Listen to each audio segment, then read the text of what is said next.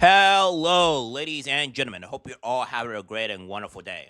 Well, what we have learned as of yesterday is Donald Trump invoking the Insurrection Act, or rather, he's considering invoking it. And this is something that I think Donald Trump needs to do because this is a massive problem that I see that's happening in specifically Oregon, Portland, and Chicago of Illinois. And it is such a problem because these people are going to saying like, "Oh, well, we don't need to do it. It's been fine. It's been great here." Yes, but have we seen with Nick Sorter and stuff like that, where Nick Sorter has obviously was falsely arrested after he was the one being attacked, and due to this, it's more like the Portland police are on the side of Antifa rather than being on the side of the American people or even journalists. So that being said, it's a massive problem, and I see it. So what we have here from ABC says Trump says he considered revoking the Insurrection Act. What does that mean? So we're not going to read what it is, but it just says here that Trump told reporters on Tuesday that, and if the government can't do the job, we'll do the job. It's very simple, and he wants to invoke it. And a lot of Democrats are going to say, "Oh, this is a problem. It's a huge issue, or what have you. He shouldn't be doing this." I want to show you guys, and I'm going to be showing you guys the reasoning why this needs to happen because the amount of violence that's happening in Portland, Oregon, and Chicago is substantial. ICE agents have been attacked. ICE agents have also been surrounded by vehicles, and not only that, but also the Antifa's just attacking random civilians, right? Like this is what's been going on here. So these people need to be stopped. They're not these innocent great people that everyone has claimed to be. So right. So we have this here from Will Chamberlain, and he says, "When I say Portland is an open rebellion against the federal government, this is what I mean. Federal authorities have to board up the federal building because the Portland police wouldn't protect it. Instead of helping, the city of Portland issued the feds a zoning violation." Says, and while FPS has repeatedly attempted to contact the Portland police for assistance, the PPB has often failed to respond to calls for assistance, and even when they have responded, the response has been delayed. These delays and failures to respond exacerbate tensions and leave FPS personnel and civilians in vulnerable positions. In fact, instead of assisting in the protection of the delinquent building, Plaintiff City of Portland issued a notice of zoning violation on September 18, 2025, requiring DHS to remove the protective boarding over its windows, exposing the building to further risk of damage and incursion. This is what we have here, right? Like, this is but the fact is that this is just not good. Like when a building is being attacked, this is something that you have to protect. And it's not just this though. Whenever there's riots or attacks, there are people that are boarding up buildings that because of the riots. I mean, this is insane here. We're not going to forget how Chaz and some of these other places where they were pretty much occupied by Portland for a while. We have this idiot here saying that you're absolutely adorable pretending you know anything about Portland. Well, you don't. So please shut the F up before you make yourself sound like even dumber. They shouldn't violate zoning requirements if they don't want to get in trouble for it. And this guy's an idiot. It's the federal government. Like, these people are dumb. Now, what we have here is this was in 2020, all right? So we're going to start 5 years earlier, but this is in 2020. And this is Portland and slash Antifa quite literally doing all this. Like, they're starting fires, fires on the street, and set the police building on fire again tonight. This was in Portland of August 29th, 2020. Now, guys, I understand. Well, JMReports, this is from 2020. This was 5 years ago. How does this make anything? How does this mean anything? The point that I'm trying to make here is that this has been happening for the past 5 years now, and honestly, there hasn't really been much been done to Antifa at all in this instance. And then you have this here. While Governor of Oregon and Mayor of Portland tell media that there are no riots, Antifa and ICE protests are under control, people and businesses move away. Oregon is now ranked the worst state for business investment in America. Nice job, morons. And again, there's not much wrong with this here. It says July 12 of 2025 says Oregon is one of the worst states for business according to new CNBC ranking. Says here, Portland is one of the worst states for business, according to CNBC's most recent annual American Business Ranking. The city ranked as the 11th worst state for business in 2025 based on 7 categories that rated each state's economy, infrastructure, workforce, cost of doing business, business friendliness, quality of life, and technology and innovation. This year's rating comes just 1 year after Oregon ranked as the 28th best state for business, and 8 years after it ranked as the 17th best state in 2017. So it says here, CEO Angela Wilhelms said this year's ranking is an echo of what businesses have been telling state leaders for years. Oregon's slipping competitiveness and should alarm policymakers. It's well past time for them to listen to the business community and take serious action to improve the business climate. After all, a healthy private sector is necessary to create the economic conditions that lead to increased prosperity, greater philanthropy, and tax revenue for important government services. The state's rankings took some hits, including in the categories for economy, cost of doing business, and cost of living, quality of life, and technology and innovation. However, the state also improved for infrastructure, workforce, and education, and access to capital and business friendliness.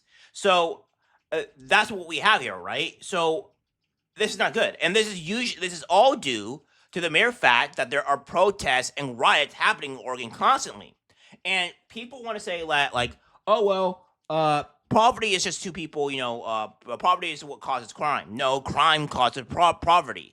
Because when you have people attacking and destroying places, constantly harassing people, businesses are going to leave because they can't make a profit there because nobody goes there because it's too dangerous. So this is the reality. And we have more here. This is...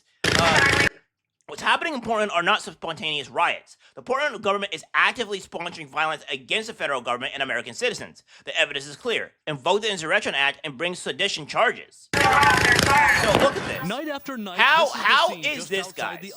How is this, guys? If we look at this, how is this even remotely coming close to a non-insurrection act? How would you not want to invoke this? When there's like stuff like that happen, like that looks like a war zone.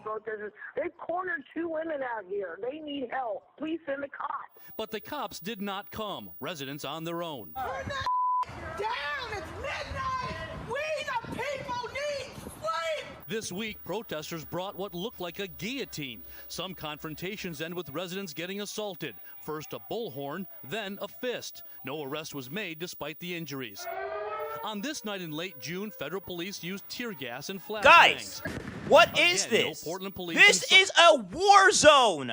This is a war zone, and the mayor has to say, oh, Portland's safe. It's great. There's no problem happening here. Oh, it's just part of one strip of the city.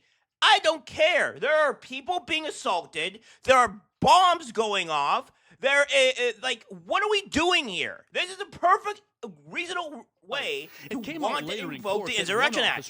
This is a joke. If it were not ICE, there's a woman being surrounded and police are not helping. What are we doing here exactly? This is a full-on abdication of police duty in a 4-block radius that impacts some of the most vulnerable Oregonians that we have. Now they've said, meh, we're just going to let violent rioters do this for 80 straight nights, and we don't care. Portland police responded, we take these concerns seriously. At the same time, we are committed to protecting individuals' rights to express themselves peacefully. No, you don't. You don't take it seriously at all. Here's what you do, Portland police.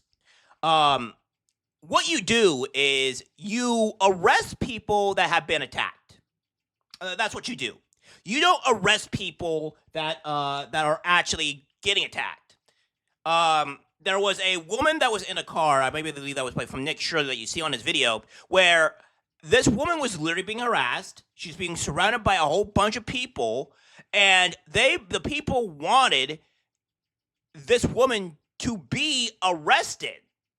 But the police weren't doing anything, you see? So Portland police, you're a joke. You do not take anything seriously The here. Portland approach is pathetic. It's childish. And if you enable people to behave the way the protesters have and wreck the neighborhood for everyone else, they will come back and wreck. We need to stop labeling these people protesters. There are actual rioters here. Come on, this is not a protest. This is a riot. People are getting assaulted. People are getting attacked. Firebombs are going off. This is not a protest. This is a riot. it the next night. The protest chaos, which began with riots aimed at social justice in 2020, has severely damaged Portland's reputation. It's now ranked by the nonpartisan Urban Land Institute as the second worst place in America to invest. With 6.5 million square feet of commercial vacancy, the top 20 office towers have lost 57% of their combined value in 5 years.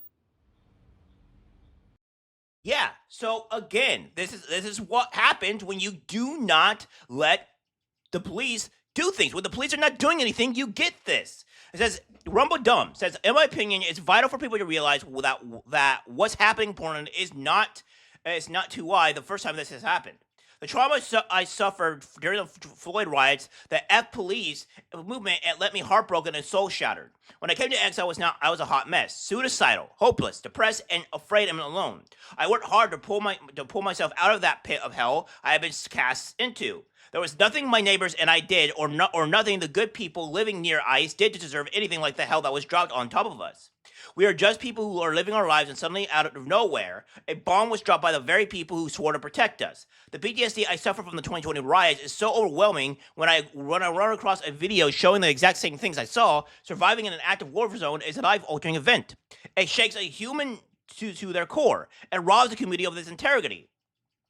We now clearly see the intent of those who were elected taking office January 6th. We're seeing sedition and insurrection happening in front of our own eyes. While city, country, and state leaders, the local and MSM and mainstream media gaslight the entire nation and lying to the very people who elected them. Someone else who took office on January 1st was President Trump, and we clearly see his intent to truly make America great again. I fully support the president sending troops to Portland. The police in Portland bent their knee months ago. The very department I defended in 2020 when they couldn't defend me are hip deep in the shit and refuse to protect Portlanders and enforce the law. Judges rule in favor of criminals, aka city, state, county leaders, and Antifa. When leaders fail to do their job, someone must step in. And this is what's going on here. This is what you see. This is the reality of what's been going on in Portland. Look at this. Look at this.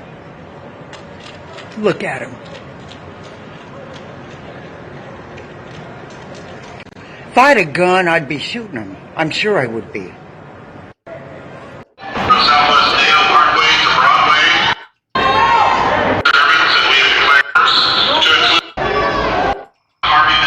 So guys, tell me why you wouldn't want to invoke the Insurrection Act at this point. Tell me why you would not want to do this. This is insanity here. Portland's been taken over. And of course, we have Brandon Johnson, the biggest idiot and least favorable mayor in the country. And he's pretty much wanting to invite civil war.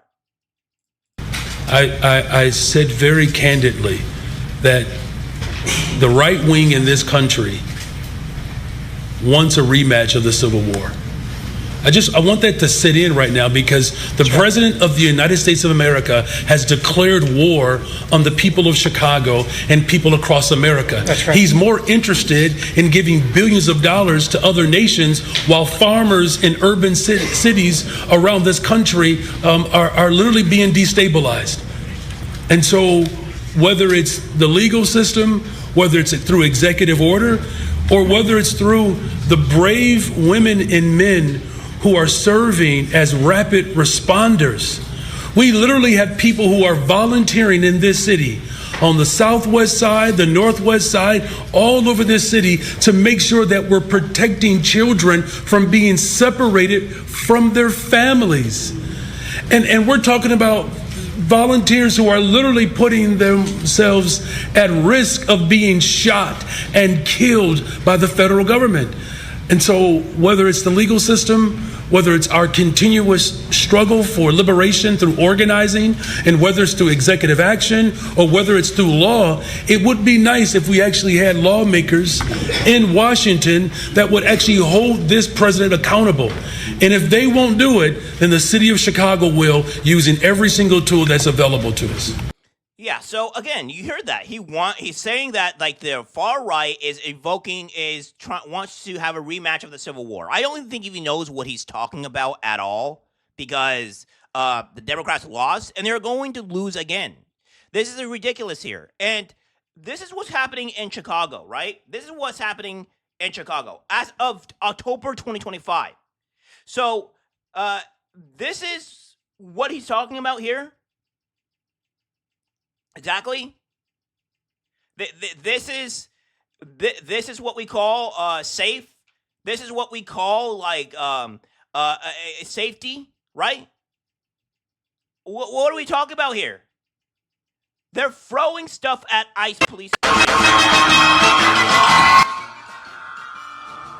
There's smoke going off. Like, this is not acceptable. This is terrible. See, like, I don't know what else to tell people, but and that's what's happening in this is also happening in Chicago. This was June 10th.